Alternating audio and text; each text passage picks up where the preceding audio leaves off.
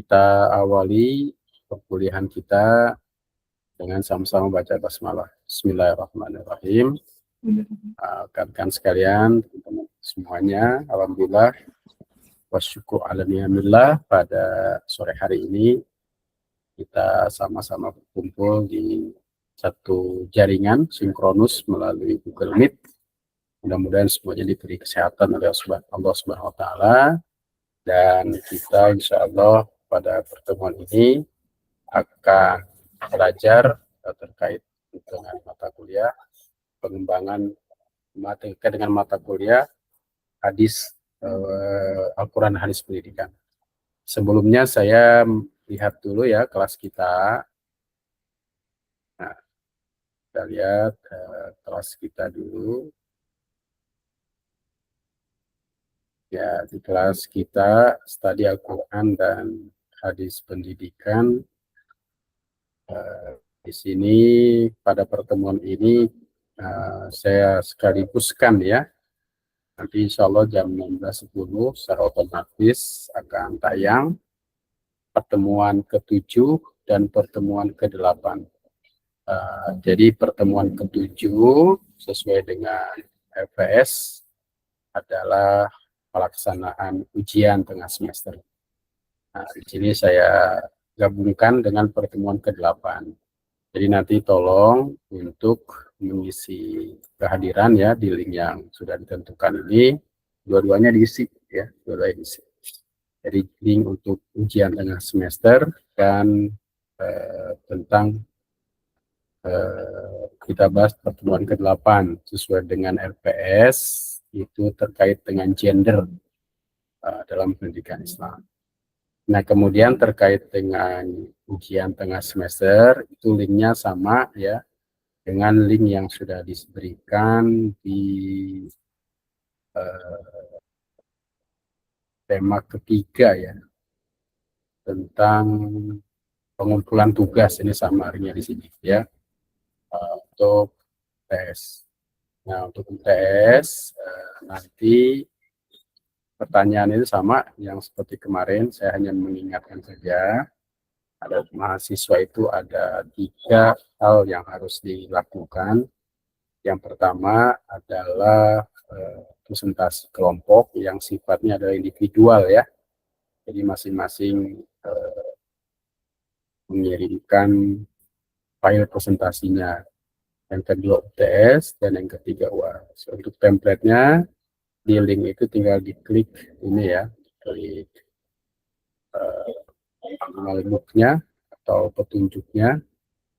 Nah, petunjuknya di sini sudah ada ya terkait dengan UTS, di mana UTS ini teman-teman semua bisa melihat ya di lingkungannya masing-masing, di tempat mengajar ataupun lainnya ya, baik di sekolah, di madrasah, di taklim, di masjid, di musola, dan di masyarakat, terkait dengan pembelajaran pendidikan agama Islam. Ya, di sini hanya mencoba menggali problem-problem yang ada untuk dijawab secara konseptual tentang gejala yang ada ya. Jadi UTS itu nanti hanya memunculkan problem yang nanti akan dijawab pada UAS. Ya, jadi sesuai dengan temanya, ya, temanya yang mana ya nanti diberikan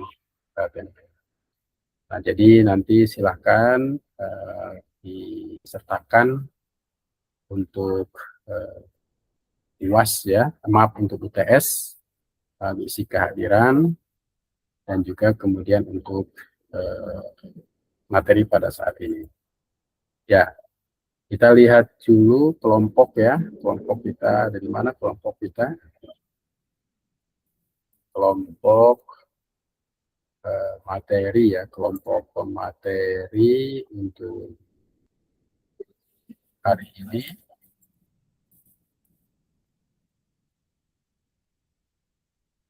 Kita lihat dulu kelompoknya.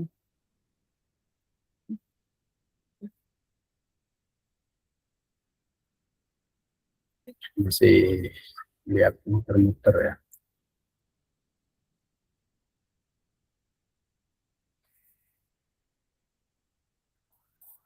Ya, masih nunggu ya. Nah, ini sudah muncul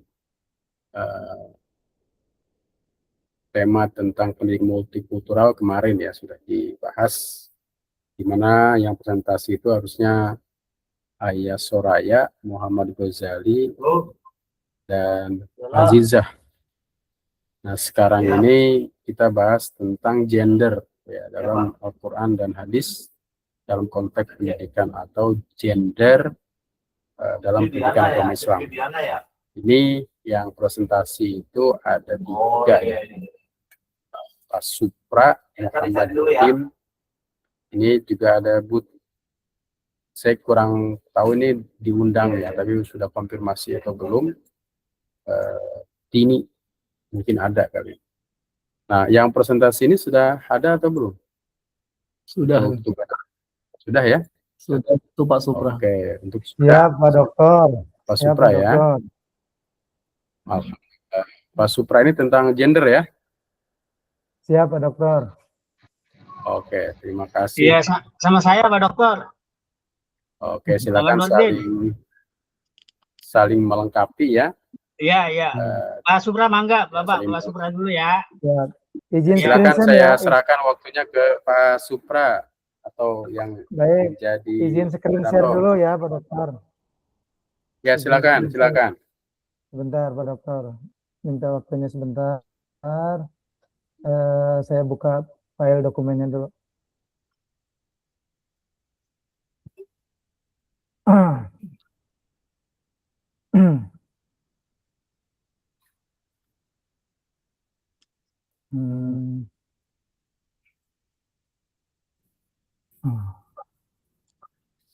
Oke. Masuk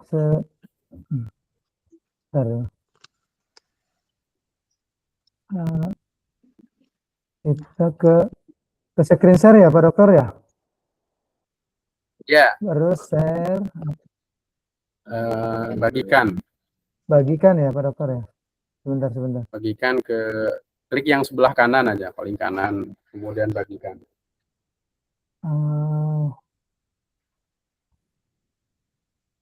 Belum nyambung ini.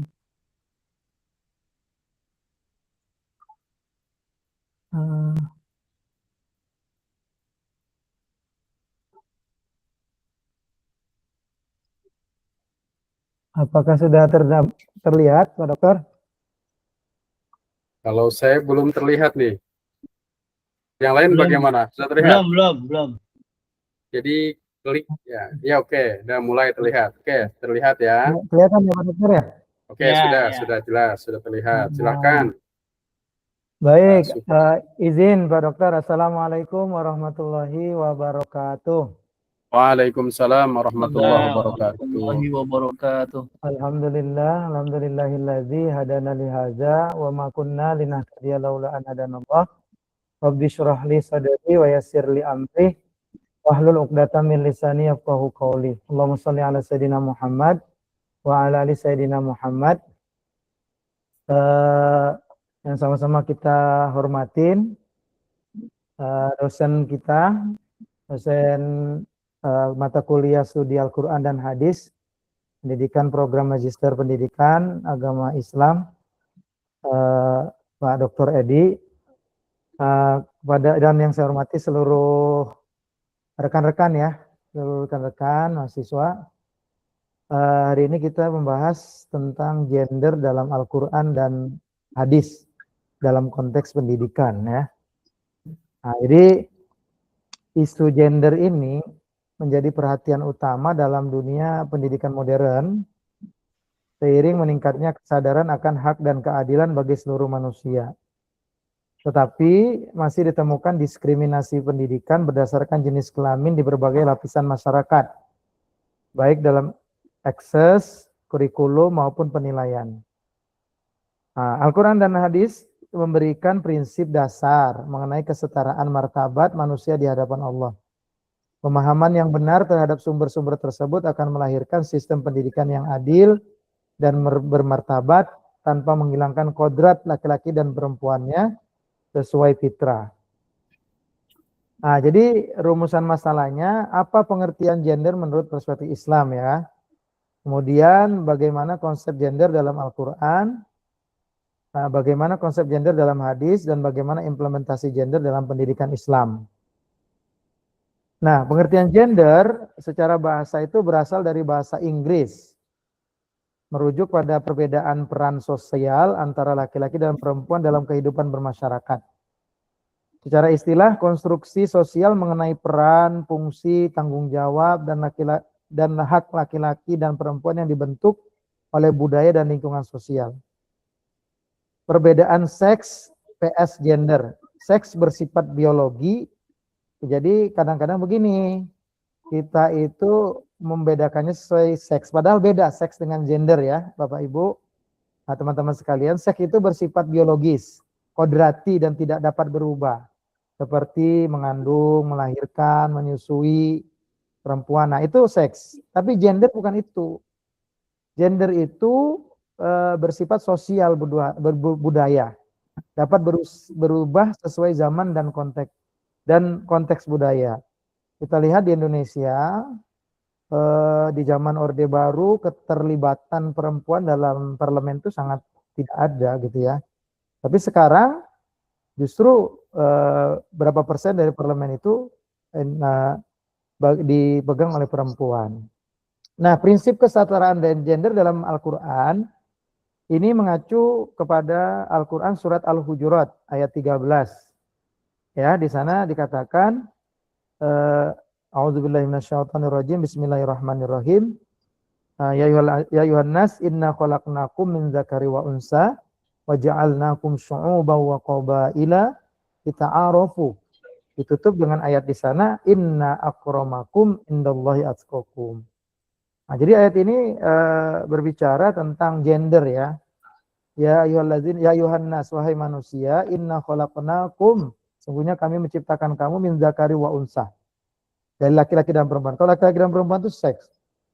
Wa ja'alnakum syu'uban wa qabaila, dan kami jadikan kamu bersuku-suku dan berbangsa-bangsa, lita'arofu, agar saling mengenal ya bahasanya. Inna akramakum indallahi atqakum. Nah, di sanalah penekanannya, sesungguhnya dari laki-laki dan perempuan itu, dari suku dan bangsa itu tidak ada bedanya di sisi Allah kecuali amal tadi, perannya dalam takwanya. Nah, kemuliaan manusia tidak ditentukan oleh jenisnya. Nah, dalam ayat lain juga man amila sholihan min zakari wa unsa. Jadi itu menafikan jenis kelamin, tetapi perannya ya. Laki-laki dan perempuan memiliki derajat yang setara. Tolak ukur kemuliaan ketakwaan pada Allah. Nah, jadi landasan pendidikan Islam di sini keadilan tanpa diskriminasi gender. Jadi laki-laki dan perempuan sama dalam mendapatkan pendidikan, dalam mendapatkan pekerjaan, dalam berperan dalam kesosial. Nah, kesetaraan pahala dalam Al-Quran juga ada di sini ya. Man amila sholihan min zakarin au unsa wa huwa mu'min. Kemudian maka kami akan memberikan faluniyakum hayatan thayyibah. Maka di sini dikatakan amal soleh yang dilakukan oleh laki-laki dan perempuan. Jadi tidak ada laki-laki dan perempuan saja. Kesempatan beramalnya terbuka. Balasan Allah juga sama, nggak ada diskriminasi. Jadi pendidikan sebagai amal soleh terbuka bagi seluruh manusia. Kesetaraan dalam penciptaan. Dalam Quran surat An-Nisa juga dikatakan di sana, auzubillahi minasyaitonirrajim. Bismillahirrahmanirrahim. Ya ayyuhan nas, ittaqu rabbakumul ladzi khalaqakum min nafsin wahidah. Allah menciptakan manusia itu dari diri yang satu, ya, Adam ya. Laki-laki dan perempuan berasal dari yang sama gitu ya, nafsi wahidah. Jadi tidak ada superioritas berdasarkan penciptaan. Walaupun kita sering mendengar perempuan tercipta dari tulang rusuk yang bengkok dari Adam ya, seperti itu. Nah, tapi dalam perannya tidak seperti itu. Keduanya setara dalam martabat dan asal-usul di hadapan Allah. Nah, sebagai kata pepatah, dunia laki-laki tanpa perempuan ibarat malam tak berbintang gitu ya. Jadi sama gitu ya. Nah, kewajiban menuntut ilmu ini dalam surat Al-Alaq dijelaskan. A'udzubillahi minasyaitonirrajim. Bismillahirrahmanirrahim. Iqra bismi rabbikal ladzi khalaq. Nah, di sana dikatakan bacalah dengan menyebut nama Tuhanmu yang menciptakan. Jadi perintah membaca itu tujuan kepada seluruh manusia. Nah, pendidikan adalah hak semua manusia. Islam mengawali peradaban dengan ilmu. Dalam dunia Islam kita banyak sekali membaca bahwa ilmuwan-ilmuwan perempuan juga banyak ya. Seperti Aisyah ahli hadis ya, seperti itu. Kemudian Robiatul Adawiyah ya, itu ahli sufi. Yang memang mereka itu menuntut ilmu dan mendalami akar keilmuannya. Seperti itu. Nah, hadis tentang pendidikan juga jelas di sini. Tolabul ilmi faridotun ala kulin muslimin. Wa fi riwayatin muslimah juga di sana. Kulli muslimin wal muslimat. Jadi menuntut ilmu itu wajib bagi setiap muslim. Muslim di sini laki-laki dan juga perempuan. Dalam satu riwayat ada muslim wal muslimat. Nah, jadi pendidikan merupakan kewajiban universal dalam Islam. Tidak ada perbedaan jenis kelamin ya, gender dalam kewajiban menuntut ilmu. Nah, di sini menjadi landasan bahwa Islam mendorong kesetaraan akses pendidikan bagi seluruh umat. Nah, hadis tentang pendidikan perempuan. Sebaik-baik perempuan adalah perempuan Ansor. Rasa malu tidak menghalangi mereka untuk belajar agama. Ini udah buktinya kan dari Aisyah. Perempuan diberi kesempatan dan hak untuk belajar. Rasa malu tidak boleh menjadi penghalang mencari ilmu. Islam mendorong perempuan aktif dalam menuntut ilmu.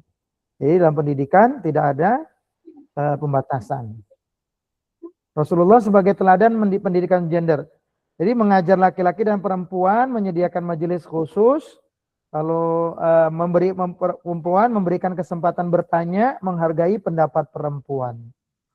Jadi justru di masa Rasul diutuslah, Rasul mengangkat harkat dan martabat perempuan. Yang mana sebelum diutusnya Rasul, perempuan itu dijadikan kelompok yang sangat dimarginalkan seperti itu. Justru Rasulullah lah yang mengangkat harkat martabat perempuan. Nah, tokoh perempuan dalam pendidikan Islam ada Khadijah radhiyallahu anha, pendukung dakwah, pengusaha sukses, ada Aisyah radhiyallahu anha, ahli hadis, guru para sahabat. Aisyah radhiyallahu anha perawi lebih dari 2000 hadis. Ada Ummu Salamah ahli fikih, konsultan Rasulullah. Mereka membuktikan peran perempuan dalam peradaban Islam. Nah, implementasi gender dalam pendidikan Islam, kesempatan belajar, hak memperoleh pendidikan bagi semua. Hak mengembangkan potensi diri, hak berprestasi tanpa batas, tanpa diskriminasi, kurikulum yang berkeadilan, penilaian objektif, dan kepemimpinan setara. Nah, tantangannya, walaupun di beberapa negara sudah tidak ada lagi masalah, tapi tetap aja ada tantangan ya untuk perempuan ini. Stereotip perempuan hanya di ranah domestik, di wilayahnya di situ ya.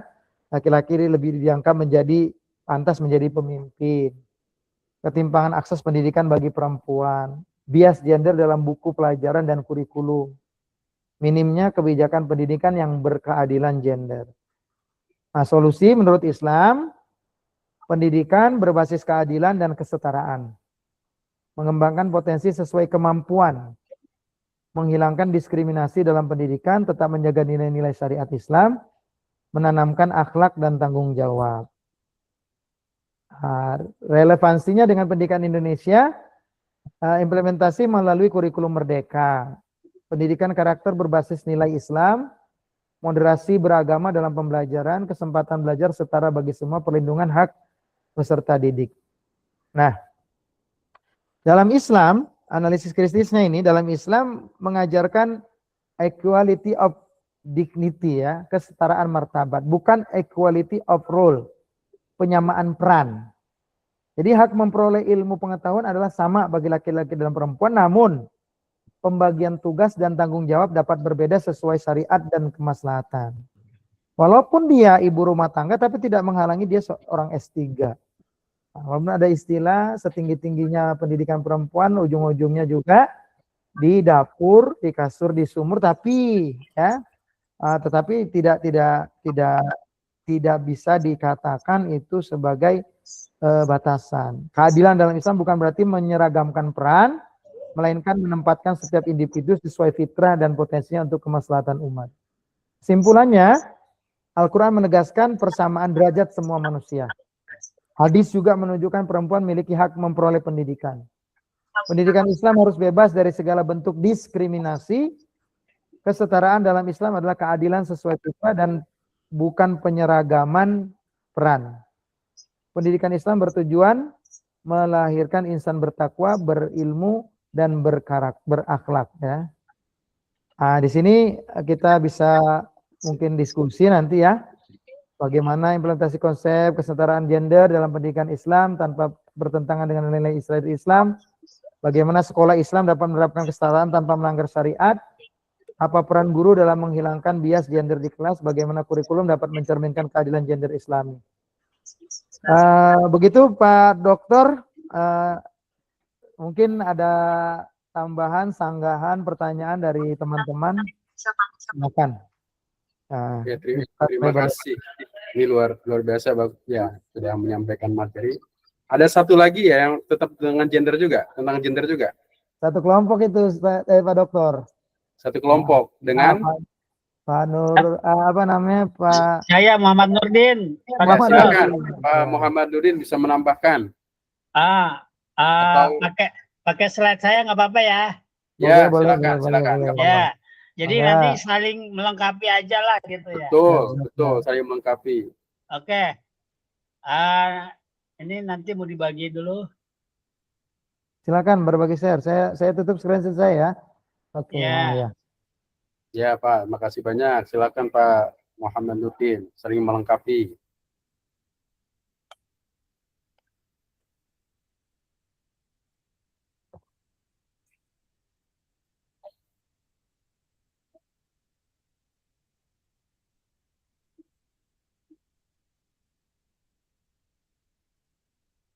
Nah, kelihatan belum Pak?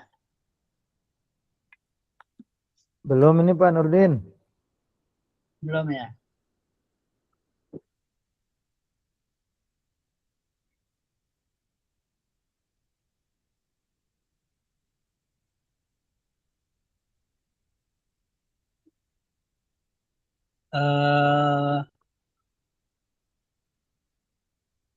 Dibagikan. Ya, bagikan yang paling kanan itu ya, klik. Halo. Share. Lalu share ya? Ya, share.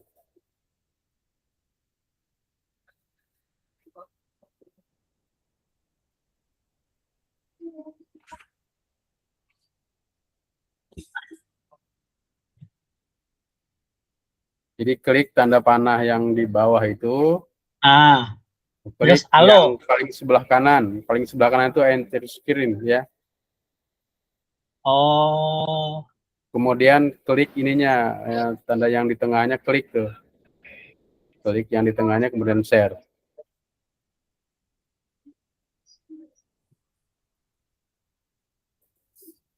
Ini screen share, terus klik file yang akan di-share-nya, yang di tengah itu muncul kan gambarnya, klik. Kemudian nanti akan ada muncul tanda share.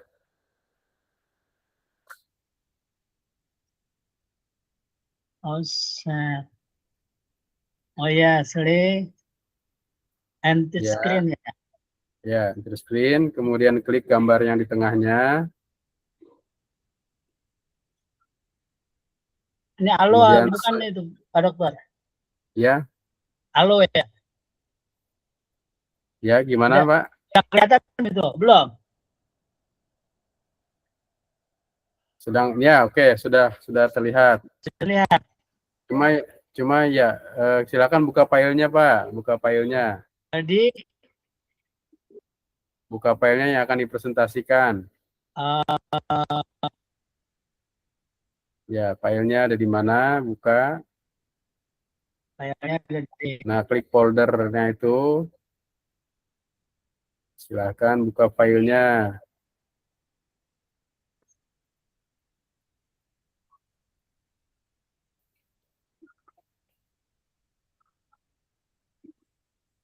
Nah, ya, yang sudah kelihatan. mulai Ya, terlihat. alhamdulillah. Ya, oke, ya, silakan. Baik, bismillahirrahmanirrahim. Assalamualaikum warahmatullahi wabarakatuh. Waalaikumsalam warahmatullahi wabarakatuh. Alhamdulillahirrahmanirrahim. Wa bihi nasta'in wa ala umuri waddin. Amma ba'du, yang saya hormati Bapak dosen pengampu, Bapak Dr. Edi, yang sudah memberikan waktu buat saya untuk presentasi beserta teman-teman semua mahasiswa S2 STAI SIPA Bogor. Seperti tadi yang sudah dijelaskan sama Bapak Supra Yatno tentang kesetaraan gender dalam pendidikan agama Islam. Nah, ini saya coba mengembangkan menjadi rekonstruksi kurikulum. Jadi bagaimana kita mengulang kembali bagaimana kurikulum pendidikan Islam itu yang bisa mewujudkan kesetaraan gender dan keadilan sosial. Nah, ini pendekatannya normatif, teologis, sosiologis, dan pedagogi kritis. Selanjutnya kita baca dulu ayatnya ini. A'udzubillahi minasyaitonirrajim. Bismillahirrahmanirrahim. Fastajaba lahum rabbuhum anni la udhi'u amala amilin minkum min zakarin aw unsa ba'dukum min ba'd. Yang artinya maka Tuhan mereka memperkenankan permohonannya dengan firman, sesungguhnya aku tidak menyia-nyiakan amal orang yang beramal di antara kamu, baik laki-laki maupun perempuan, karena sebagian kamu adalah keturunan dari sebagian yang lain. Quran Surat Al-Imran ayat 195. Nah, ini insight teologinya adalah Al-Quran secara tegas menghapus hierarki amal berbasis gender. Nilai manusia diukur dari ketakwaannya, bukan jenis kelaminnya. Adapun dari Sunnah Nabawi itu ada satu hadis yang kita semua juga sudah hafal. Thalabul ilmi fardhotun ala kulli muslimin. Menuntut ilmu itu wajib atas setiap muslim. Dan ada di lain hadis wa muslimatin. Hadis riwayat Ibnu Majah. Nah, ini insight epistemologinya adalah kata muslim bersifat universal. Hak dan kewajiban atas akses pendidikan, intelektualitas, dan ruang diskursus bersifat mutlak dan setara bagi laki-laki maupun perempuan. Nah, ini pendahuluan paradoks pendidikan Islam. Nah, itu ada istilah das solen atau teks ideal atau das sein. Itu realitas empiris. Di mana das solen, teks ideal itu ajaran normatif Islam menjunjung tinggi keadilan, kesetaraan, hak pendidikan, dan peran setara sebagai khalifah fil ardh. Sedangkan realitas empirisnya terjadi subordinasi perempuan di institusi pendidikan. Bias patriarki masih mengakar kuat dalam kurikulum, buku ajar, dan metode pengajaran. Jadi tesis utamanya adalah ketimpangan gender dalam pendidikan Islam, bukan bersumber dari watak agama, melainkan dari konstruksi sosial dan tafsir keagamaan yang tekstual konservatif. Artinya kita bisa menganalogikan atau melogikakan sebetulnya ini bersumber dari budaya atau bersumber dari agama. Selanjutnya ada 5 pilar kesetaraan menurut Profesor Dr. Nasaruddin Umar. Nah, itu yang pertama, memang seperti tadi juga Bapak Supra sudah menjelaskan bahwa tidak ada istilah beda antara laki-laki dan perempuan, karena memang status hamba itu keduanya adalah hamba Allah. Kemuliaan diukur murni dari ketakwaan. Seperti tadi disebutkan surat Al-Hujurat 13. Yang kedua, sama-sama menjadi khalifah di bumi, yaitu mengemban amanat pemimpin bumi bersama. Itu ada surat Al-An'am ayat 165. Yang ketiga, potensi prestasi. Artinya laki-laki ataupun perempuan tidak ada pembatasan capaian intelektual dan spiritual berdasarkan jenis kelamin. Yang keempat, perjanjian primordial. Artinya dua-duanya laki-laki dan perempuan itu menerima ikrar ketuhanan di alam roh tanpa diskriminasi. Dan yang kelima, aktor drama kosmik. Artinya Adam dan Hawa berpartisipasi aktif bersama di surga. Artinya menggunakan kata ganti huma. Jadi Adam dan Hawa seperti tadi juga udah dijelaskan sama Pak Supra ya. Itu apakah memang berasal dari tulang yang bengkoknya Nabi Adam atau memang Allah sudah menciptakan dengan sendirinya. Nah, selanjutnya anatomi bias. Nah, ini berkaitan dengan teks buku SMA PAI, buku PAI SMA. Nah, ini ada temuan analisis isinya, aspek kajian, ada fikih, munakahat kepemimpinan, munakahat saksi dan wali, dan akhlak atau berpakaian. Nah, narasi teks bias, realitasnya itu fikih, itu kewajiban mahram bagi perempuan secara mutlak, mengabaikan konteks keamanan modern. Sedangkan dampak sosialnya atau sosiologisnya membatasi mobilitas dan kemandirian perempuan.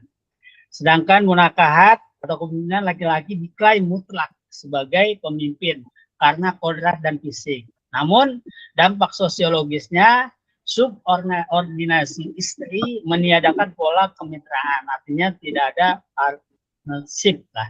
Itu. Yang ketiga, narasi teks bias dari munakahat saksi dan wali, syarat saksi dan wali mutlak laki-laki tanpa alternatif kontekstual. Nah, dampak sosiologisnya itu menurunkan otoritas intelektual dan kesaksian perempuan di ruang publik. Ya, sedangkan aspek kajian akhlaknya adalah membebankan kesalahan, memicu kejahatan murni pada gaya berpakaian wanita. Nah, ini realitasnya seperti itu, akhlak itu berpakaian. Dan dampak sosiologisnya melanggarkan victim blaming dan stereotip negatif. Nah, ini nanti minta tolong sama Pak Dokter nanti supaya diarahkan juga ya. Nah, selanjutnya dekonstruksi dan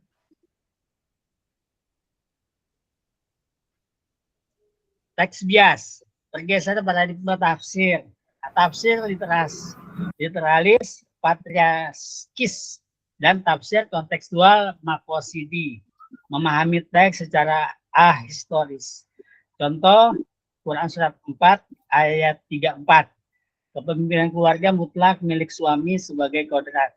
Dan peran dibagi secara dikotomis, laki-laki publik, perempuan domestik. Artinya laki-laki bagian yang secara umum di luar, perempuan bagian di dalam rumah.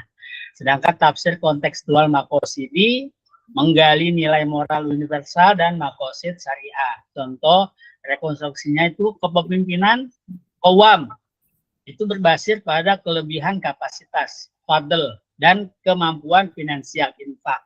Artinya, nah ini direkonstruksi bahwa kepemimpinan itu kapasitasnya adalah keutamaannya dan kemampuan finansial. Nah, jika istri memiliki fadl dan infak, kepemimpinan menjadi musyawarah kolaboratif, bukan pembagian kodrati yang kaku. Nah, ini selanjutnya membedakan masalah ketidakadilan. Nah, ini ada puncak gunung es, tampak akses pendidikan tinggi yang terbatas bagi perempuan di beberapa wilayah. Stereotipe gender dalam buku teks PAI dan pemisahan peran publik domestik yang kaku. Nah, sedangkan di akar kultural yang tersembunyi ini hegemoni budaya patriarki dan anggapan keliru bahwa ranah domestik adalah satu-satunya wilayah aman bagi perempuan. Artinya perempuan cukup di rumah udah cukup gitu. Padahal tidak seperti itu. Nah, di dasar lautnya bahwa atau akar strukturalnya atau yang mengakarnya kurikulum dan birokrasi berwajah maskulin. Absennya kebijakan pengarus utamaan gender di institusi. Tafsir agama konservatif yang dilembagakan. Artinya bahwa yang terlihat di realisasinya, di realitanya adalah juga sama laki-laki dan perempuan. Nah, pedagogi kritis dan konsep takdib mensistemikan Paulo Freire dengan filsafat pendidikan Islam. Nah, ini Paulo Freire adalah seorang filosof pendidikan dari Brazil yang mana konsep pendidikannya itu dengan filsafat pendidikan Islam itu hampir sejalan. Nah, itu ruang kelas dialogis, artinya meninggalkan budaya feodal guru murid, menghargai pengalaman sosiologis perempuan sebagai sumber pengetahuan yang valid dan otentik. Yang kedua, transformasi menuju takdib atau karakter. Pendidikan harus membentuk kesadaran moral, etika, dan keadilan sosial, membebaskan manusia dari penindasan atau tahrir al-insan.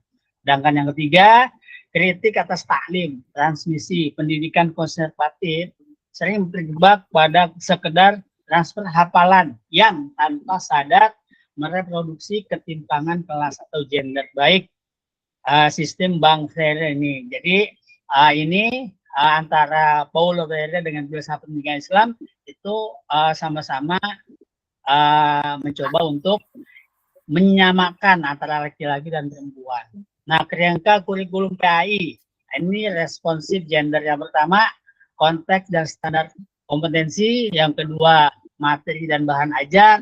Yang ketiga, proses pembelajaran. Dan yang keempat, evaluasi dan penilaian. Jadi, konteks dan standar kompetensi memang disamakan, diintegrasi prinsip keadilan, demokrasi, dan HAM. Menghapus klarifikasi peran kaku berdasarkan seks atau biologis. Nah, yang kedua, materi dan bahan ajar, revisi narasi misoginis, menampilkan role model tokoh perempuan seperti yang tadi disebutkan ada Sayyidatuna Khadijah wa Sayyidatuna Aisyah dalam diskursus intelektual dan ruang publik. Yang ketiga, proses pembelajaran yaitu memakai metode partisipatif dan inquiry design, menghindari sekat interaksi diskriminatif, perlakuan setara atas hak bertanya dan memimpin diskusi. Dan yang keempat, evaluasi dan penilaian objektif berbasis usaha dan kapasitas, bebas dari pelabelan atau stereotipe gender. Nah, bukti empiris, itu mendobrak tradisi ini ada studi kasus Pondok Pesantren Mahasiswa Universal Malang. Nah, di situ keadilan gender dapat berakar kuat di dalam tradisional pesantren, kepemimpinan setara, akses epistemologis, dan otoritas keilmuan. Artinya, santri putri berhak dan diberi ruang memegang jabatan strategis sebagai ketua pondok atau lurah pesantren. Dan secara epistemologis, santri putri memiliki kebebasan mengaji dan dialog langsung dengan kiai, mendekonstruksi hijab hierarkis yang membatasi ilmu. Dan yang ketiga, ustazah atau pengajar perempuan diberikan panggung dan otoritas untuk mengajar dalam forum yang dihadiri oleh santri putra. Nah, titik temunya apa? Kesetaraan dan moderasi beragama. Nah, ini keadilan gender dan wasatiyah atau moderasi. Nah, ini keadilan gender menolak subordinasi perempuan dan membongkar praktek misogini dan tafsir patriarkis. Dan wasatiyah atau moderasi, tasamuh, toleransi, tawasud, jalan tengah, i'tidal, keadilan, mencegah radikalisme dan fanatisme buta.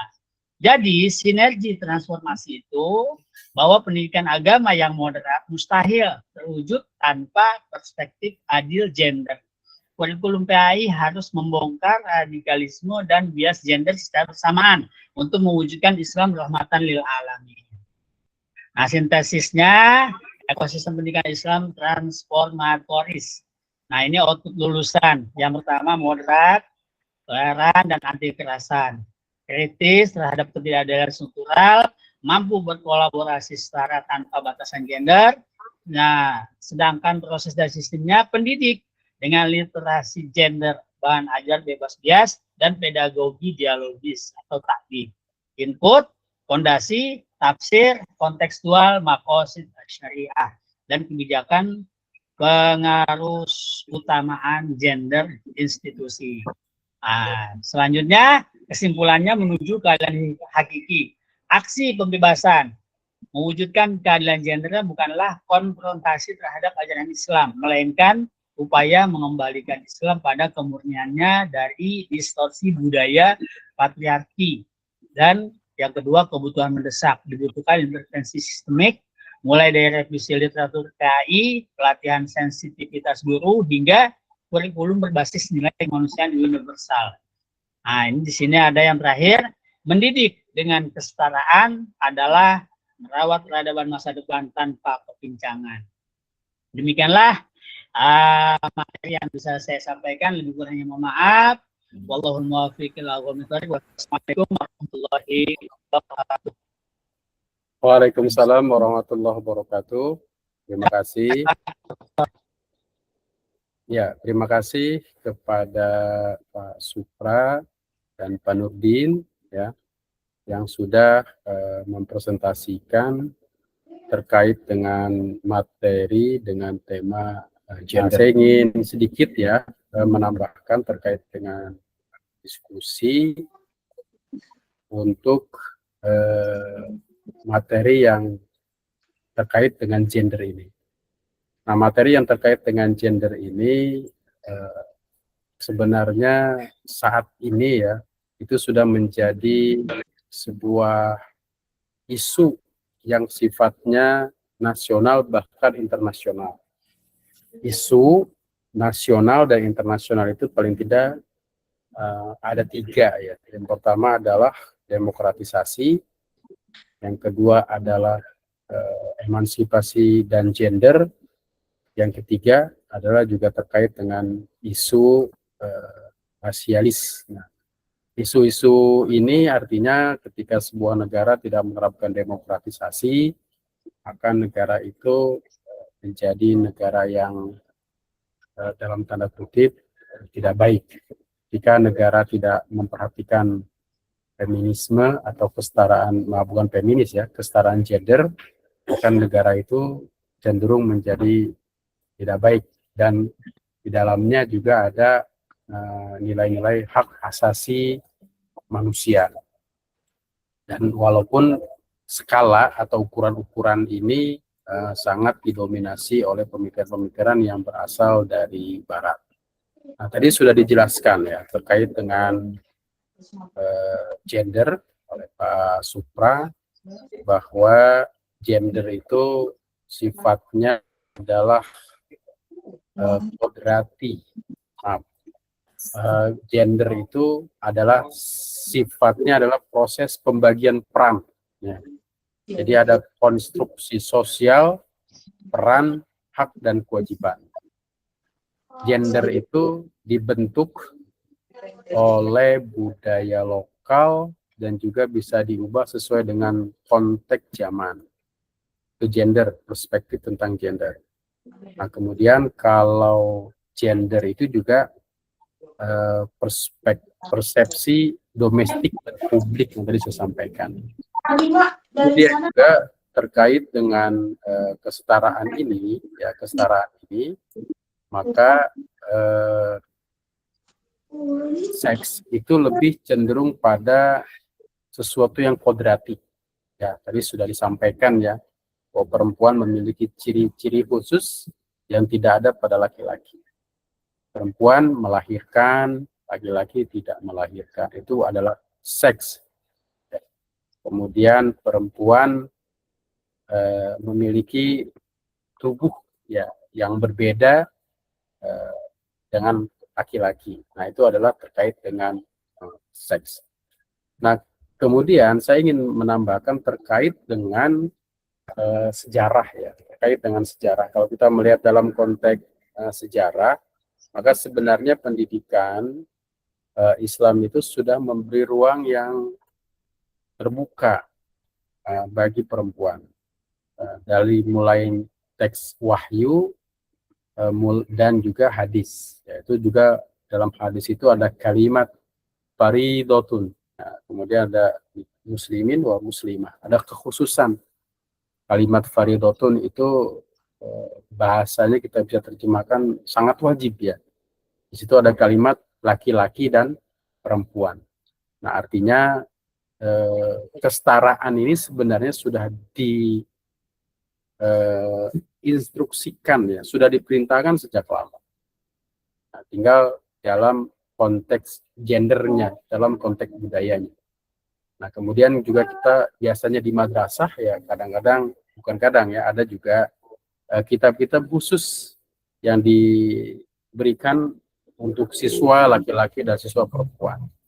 Misalkan pendidikan akhlak lil banin, itu akhlak untuk laki-laki, anak laki-laki, dan juga banat perempuan. Nah, itu artinya ada pembagian peran yang berbeda. Nah, kalau kita lihat misalkan dalam konteks sejarah ya, katakanlah dalam konteks perkembangan di Eropa misalkan terkait dengan perkembangan gender, kita bisa melihat betapa Barat itu sangat diskriminatif ya, terhadap kaum perempuan. Nah, bisa kita lihat misalkan ketika terkait dengan masa inkuisisi ya. Masa inkuisisi itu kan disebut sebagai masa kegelapan Eropa. Pada saat itu dunia Islam sudah maju. Di sana kita bisa melihat dan mencari ya bahwa orang-orang yang menentang terhadap pandangan-pandangan gereja ya pada masa itu harus dihukum, dan para pemuka-pemuka agama dalam hal ini pendeta mereka itu membuat alat-alat penyiksaan gitu ya. Dan ini bisa kita lihat dalam saat ini ya. Dan kebanyakan ya yang disiksa itu adalah perempuan. Kenapa? Karena mereka merupakan subordinasi ya, bagian-bagian yang tidak mendapat tempat. Dan kalau kita melihat dalam pandangan Islam, ternyata memiliki peran masing-masing dan juga mendapat pahala masing-masing ketika melakukan hal-hal amal atau perbuatan.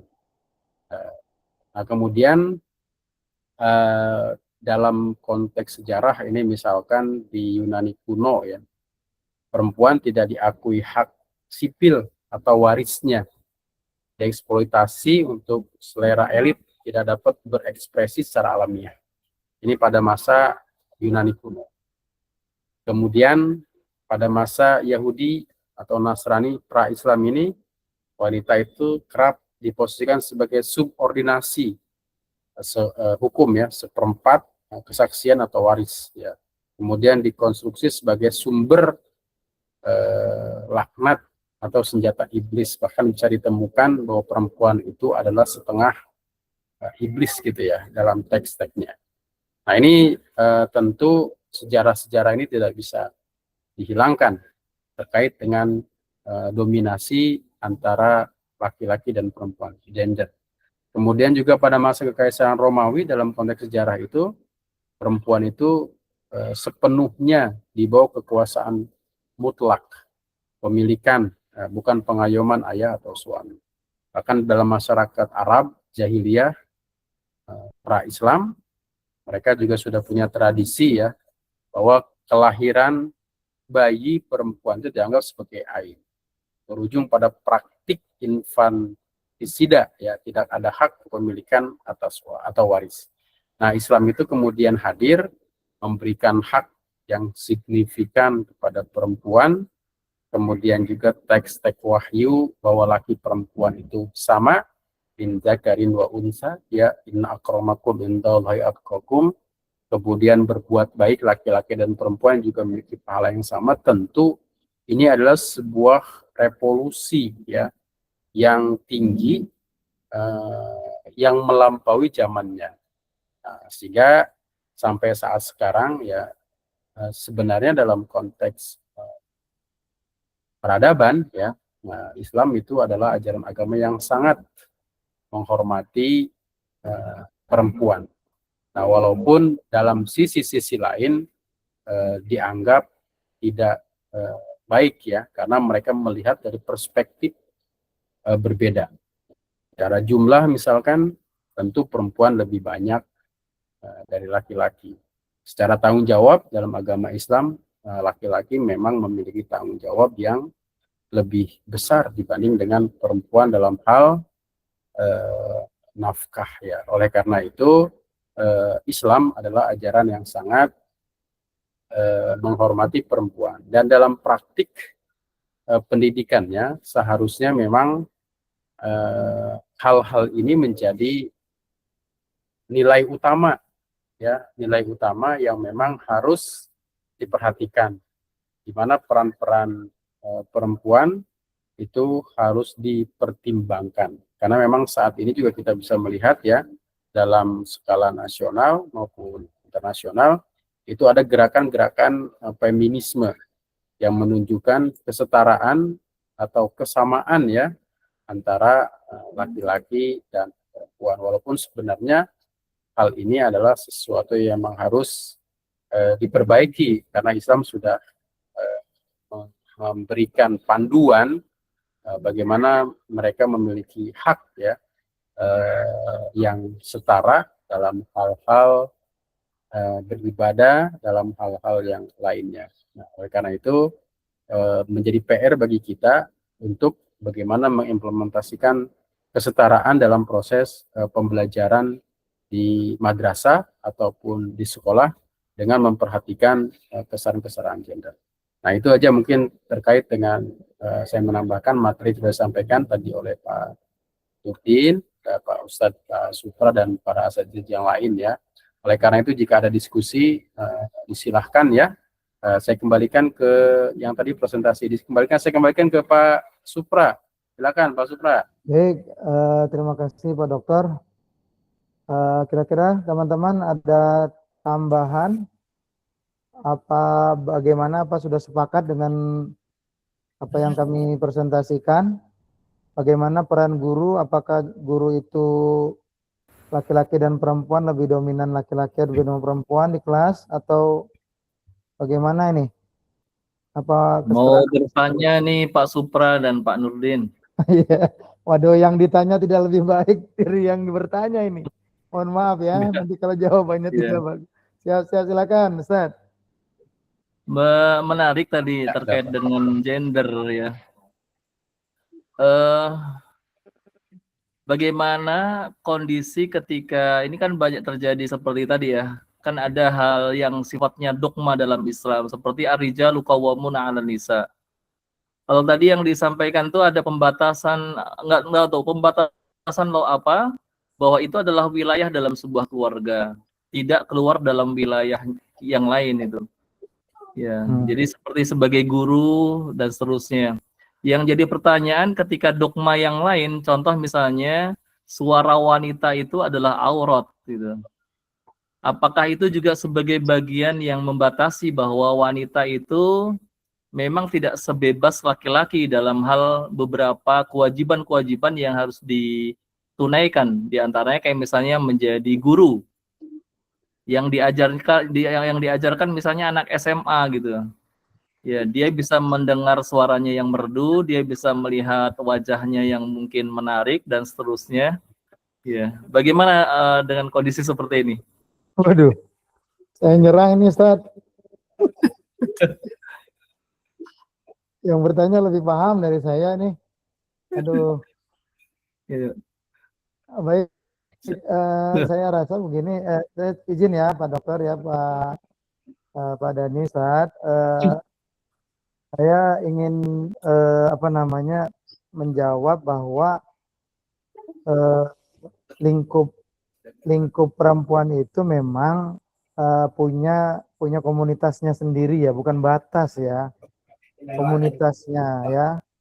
Jadi kayak seperti Nabi Muhammad SAW di Madinah itu ada namanya Babun Nisa. Jadi pintu perempuan. Jadi itu sebuah, bagi saya sebuah ini saja, sebuah aturan main ya, bukan pembatasan, aturan mainnya bahwa memang arah perempuan itu biar tidak diberikan rule-nya sama Rasulullah, ini aurat.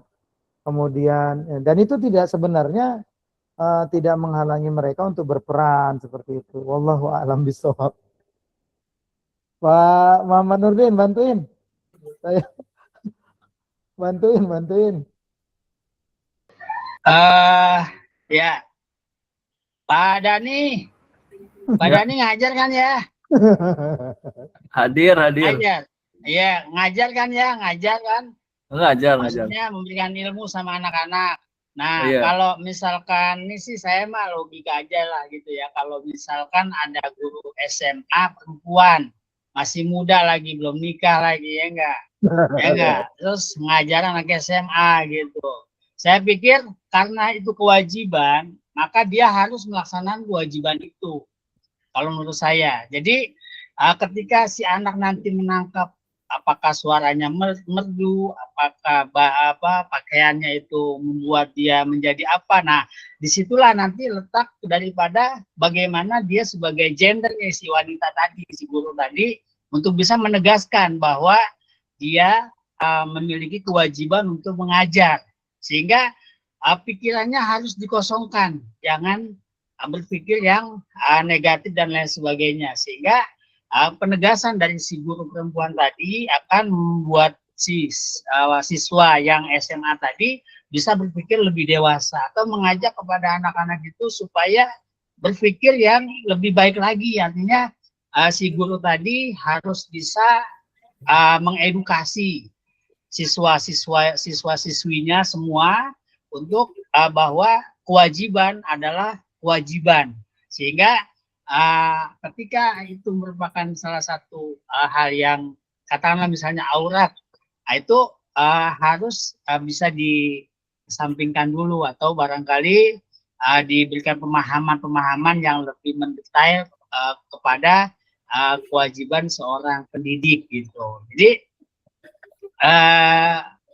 kalau menurut saya tinggal bagaimana si guru perempuan tadi bisa mengedukasi siswa-siswanya yang laki-laki terutama.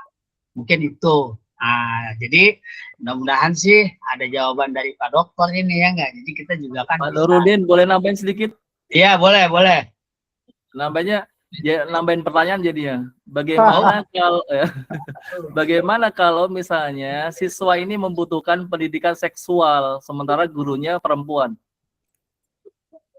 Nah, kalau misalkan mengenai edukasi seksual, ya kan nanti guru perempuannya guru biologi berarti nih, ya enggak? Guru biologi, bukan guru matematika, bukan. Nah, jadi jelaskan sesuai dengan kapasitas siswa. Artinya tidak perlu menunjukkan sesuatu yang sifatnya membuat siswa tadi semakin ingin mengetahui lebih dalam gitu. Cukup aja bahwa laki-laki dan perempuan itu memang memiliki kodrat yang sama, yaitu berpasangan dan memiliki keturunan gitu. Jadi bagaimana dia bisa membuat Kodratnya berbeda tadi ya? Kodratnya berbeda tadi ya? Iya, kodrat, artinya kodrat itu laki-laki dan perempuan ya maksudnya. Berbeda. Jadi ini kan kita lagi mengedukasi tentang pendidikan seksual kepada si siswa. Nah, jadi si guru yang menjelaskan tadi itu sedemikian minimalisir lah untuk memberikan pemahaman kepada siswa itu, karena kan anak SMA. Kalau anak SMA itu kan otomatis lah berpikirnya juga jauh lebih dewasa daripada anak SD. Jadi tidak perlu dijelaskan secara detail, cukup bahwa laki-laki dan perempuan wajib menikah sebelum memiliki anak gitu. Sehingga ketika si laki-laki dan perempuan ini ingin memiliki anak, maka dia juga harus bisa istilahnya menjadikan apa yang disunahkan ataupun diajarkan mengenai bagaimana caranya supaya bisa memiliki anak yang soleh dan soleha. Saya pikir tidak terlalu detail untuk anak SMA karena memang mereka berpikirnya juga akan lebih dewasa. Mungkin itu yang bisa ditambahkan. Gitu. Kayak mungkin ya ini menarik nih sebenarnya. Kalau kita membahas tentang makna yang tadi disampaikan itu, memang harusnya ada kajian khusus itu ya. Ar-rijalu qawwamuna 'alan nisa itu kan memang harusnya ada kajian khusus ya. Nah artinya memang kalau kita lihat dalam konteks-konteks tafsir gitu ya, itu sangat beragam ya. Bahkan ada yang mengatakan makna qawwamuna itu adalah didasarkan atas kondisi fisik di mana memang laki-laki memiliki lebih lebih power, lebih tanggung jawab terhadap perempuan.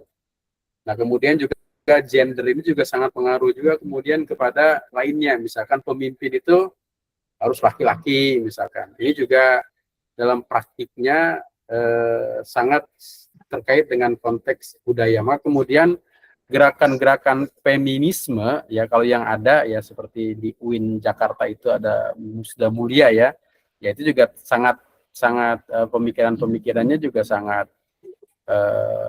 perlu dikritisi kalau menurut saya ya, di mana kesetaraan gender itu hanya terkait dengan peran, tapi kalau seks itu ada sesuatu yang memang tidak bisa dirubah.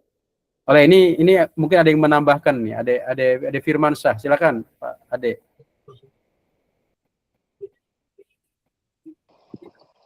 Ya Pak Ade. Teman-teman semuanya, dengeran suara saya ya? Ya insya Allah dengar. Ya, saya mohon izin lagi di jalan, tapi ingin berpendapat juga berkaitan dengan materi yang tadi sudah disampaikan sama Pak Nurdin sama Pak Ustaz Supra. Alhamdulillah materinya mantap, lengkap. Dan tadi ada pertanyaan dari Ustaz Dani. Alhamdulillah bagus pertanyaannya. Jadi menarik pembahasannya. Saya kira begini, kalau misalnya kita berbicara berkaitan dengan gender, saya sepakat bahwa kesetaraan gender itu memang sudah dijalankan oleh Rasulullah dari jauh-jauh hari. Artinya apa? Rasul tidak pernah memberikan batasan kepada wanita untuk ikut berkarya sama seperti laki-laki. Hanya saja ada beberapa batasan-batasan yang itu kembali lagi kepada tadi seperti Pak Nurdin bilang, kodratnya. Kodrat sebagai laki-laki dan kodrat sebagai seorang perempuan. Jadi yang saya pengen tekankan adalah tadi kan Pak Ustaz Dani bilang apakah aurat suara perempuan itu sebagai aurat jadi batasan sendiri gitu ya Pak Ustaz ya? Putus nyambung nih. Nyambung ya? Halo, cek. Ada suaranya? Terus. Ya, terus. Ya. Jadi, kalau menurut saya, aurat itu bisa dikatakan menjadi pembatas itu, suara perempuan itu menjadi aurat itu, kalau menurut saya itu hanya di beberapa aspek saja, misalnya dalam hal fikih. Nah, kalau dalam hal fikih suara perempuan itu menjadi aurat. Contohnya, misalnya kalau lagi sholat berjamaah, gitu. Kalau misalnya menjawab amin, suara perempuan itu tidak boleh dikeluarkan dan itu jadi aurat misalnya begitu. Tapi kalau kaitannya dengan karir, jenjang atau berdedikasi berkarya, itu menurut saya boleh-boleh saja dan tidak dikatakan aurat selama tidak mengundang syahwat laki-laki. Lalu bagaimana kaitannya ketika misalnya menjelaskan tentang tadi, misalnya organ reproduksi dan lain sebagainya. Bagaimana caranya? Mungkin bisa didiskusikan, artinya dipilah-pilih seperti ini. Misal, ketika menjelaskan organ reproduksi dan lain sebagainya, alangkah lebih baiknya kalau misalkan yang menjelaskannya itu perempuan, maka siswa yang mendengarkannya jangan laki-laki, tapi harus perempuan juga. Artinya ada sudut pandang sebagai laki-laki dan sebagai perempuan, karena menjaga apalagi muridnya murid-murid SMA. Kalau menurut saya gitu, itu sih yang saya tanggapi dari diskusi tadi. Karena menarik berkaitan dengan kesetaraan gender ini. Artinya, kalaupun memang itu dibatasi dengan hal-hal yang kaitannya dengan kaitan fikih, perempuan memang ada batasan-batasan atau kodrat-kodrat yang harus tetap dijalankan sebagai perempuan itu sendiri. Tapi kalau kaitannya berkaitan dengan karir, berdedikasi, berkarya, dan lain sebagainya, saya setuju kalau perempuan juga bisa sama seperti laki-laki. Contoh misalnya tadi Pak Supra misalnya bilang, kata Pak Supra, perempuan mah mau S2, mau S3, baliknya nanti ke kasur lagi, misalnya ke dapur lagi, ke sumur lagi, begitu ya. Tapi justru saya mikir, kalau perempuan bisa mengukir karir pendidikan tinggi sampai misalnya S3, kemudian dia kembali ke rumah, maka itu menjadi pondasi yang sangat ampuh. Karena apa? Karena sekolah yang paling pertama adalah rumah. Makanya kan ada istilah al-madrasatul ula, ya di rumah gitu. Berarti perempuan, artinya perempuan sekolah tinggi bukan untuk dirinya, tapi untuk anak-anak keturunannya. Begitu Pak, itu pendapat dari saya kurang lebih. Mohon maaf. Terima kasih. Ya, ini luar biasa pandangan-pandangan ya Pak Firman. Nah, silakan mungkin kalau ada rekan-rekan, terutama yang perempuan ini, mungkin ada yang komentar. Bu Tini, komentar Bu Tini? Ada Bu Tini? Ada mungkin Pak Supra atau Pak Nurin mau menambahkan apa yang disampaikan dari Pak Firman? Ya sedikit Pak Dokter ya. Ya. Saya pernah membaca sebuah keterangan bahwa dalam beberapa tempat diperbolehkan perempuan memandang laki-laki, laki-laki memandang perempuan. Di antaranya ketika jual beli, kemudian ketika belajar mengajar, kemudian dalam mengobati dalam rumah sakit, dokter dan pasiennya.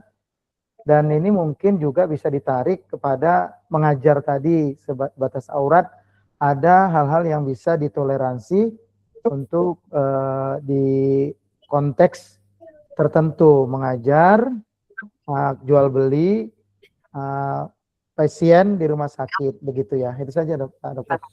Terima kasih. Oke, terima kasih. Mungkin Pak Rudin mau menambahkan?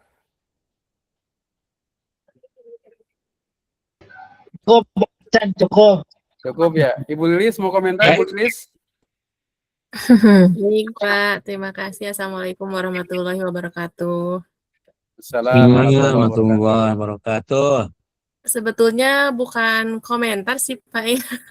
Lebih ke apa ya? Ada sedikit pertanyaan tadi masih berkaitan dengan apa yang disampaikan oleh Bapak Ade Firmansyah. Mungkin tadi ada ekspektasi sosial yang sangat kuat di masyarakat kita, bahwa setinggi apapun sekolahnya atau sesukses apapun karirnya, urusan domestik rumah tangga seperti mengasuh anak, memasak, dan membersihkan rumah tetap menjadi tanggung jawab mutlak perempuan sendirian.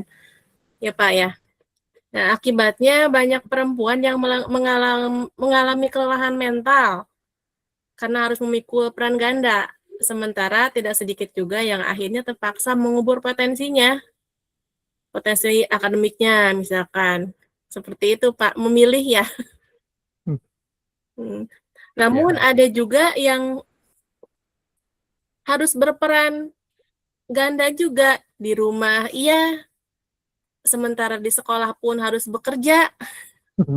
Iya, kadang seperti itu, memilah dan memilih waktu, bagaimana caranya? Menurut Bapak, Ibu mungkin seperti apa ya? Kalau keadaan seperti itu, mohon penjelasannya Bapak Ibu. Terima kasih. Wassalamualaikum warahmatullahi wabarakatuh. Assalamualaikum warahmatullahi wabarakatuh. Terima kasih. Ini dari suara perempuan ini. Mungkin Pak Enjang mau menjawab, Pak Enjang? Ya baik, sedikit coba jawab. Ya silakan Pak. Ya di situ barangkali disitulah ya letaknya harus ada perubahan mindset.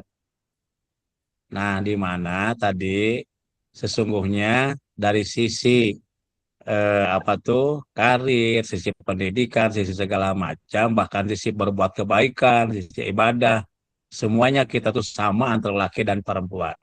Termasuk bab yang berhubungan dengan kerumah tanggaan, ya. Memang secara tanggung jawab yang tadi pertanyaan oleh Pak Dhani Holis, Ar-rijalu qawwamuna 'alan nisa, tanggung jawab kepemimpinan qawam itu ada di laki-laki. Kenapa? Karena ini berhubungan dengan sebuah amanah yang Allah berikan dan beban yang berat. Ini sangat-sangat dibutuhkan kepemimpinan laki-laki. Tetapi dalam urusan yang berhubungan dengan kerumah tanggaan pun Rasul pun menyebutkan bahwa seorang ibu itu bertanggung jawab atas urusan rumah tangganya. Ya. Namun dalam arti bukan berarti seorang suami itu membiarkan tidak ada bantuan kepada istrinya, bukan begitu. Karena Rasul pun mencontohkan selalu membantu kepada istrinya, ya, membantu kepada para istri-istrinya di dalam membangun keluarga tersebut, ya. Jadi disitulah barangkali ada kesetaraannya, ya, masing-masing membagi tanggung jawabnya, ya. Nah, sementara tadi yang Bu ya sampaikan bahwa sering di masyarakat seperti itu, itulah yang mungkin PR kita untuk perubahan mindset ke depan. Ya. Jadi, mari kita sekarang ini rubah bahwa peran seorang ibu itu bukan hanya di rumah masak saja, tetapi ada peran yang memang harus dilakukan di masyarakat. Tetapi yang sudah berperan di masyarakat pun jangan melupakan tentang peran sebagai ibu rumah tangganya, ya. Jadi memang harus ya begitulah sepertinya, ya. Saya kira itu kalau tanggapan saya, Pak dosen. Wah, luar biasa. Terima kasih Pak Kiai tanggapannya. Oke, ini sebenarnya isu-isu menarik ya. Yang penting sangat terkait dengan budaya dan sangat terkait dengan mindset ya. Semoga sebenarnya kita dalam proses pembelajaran ini bisa mengaplikasikan ya, ada kesetaraan gender yang memang harus diimplementasikan dalam proses pembelajaran, terutama dalam lembaga-lembaga pendidikan Islam, sekolah dan madrasah dan lainnya. Mungkin terakhir ini ada yang mau menanggapi lagi mungkin? Pak Saiful Ridwan mungkin? Pak Kiai mau tanggapan? Cukup Pak, cukup. Sudah luar biasa jawabannya. Ya. Terima kasih banyak atas kehadirannya. Mudah-mudahan kita dapat ilmu yang bermanfaat dan diberkahkan oleh Allah Subhanahu wa taala ya. Sebenarnya ini sangat menarik dan saya terinspirasi bagaimana kita melakukan kajian khusus ya, karena terkait dengan makna rijalu qawwamuna 'alan nisa itu banyak sekali hal-hal yang memang harus dijelaskan di situ ya, dan hal-hal lainnya termasuk juga konteks budaya.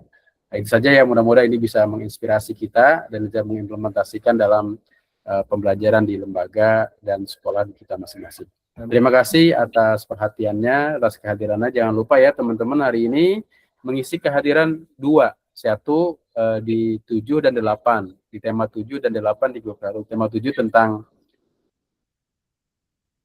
UTS yang sudah diberikan, tema 8 itu tentang tema hari ini gender. Ya, jadi mudah-mudahan isi dua-duanya. Terima kasih atas kehadirannya. Mohon maaf atas kekurangan. Akhirul kalam. Assalamualaikum warahmatullahi wabarakatuh. Waalaikumsalam. Waalaikumsalam.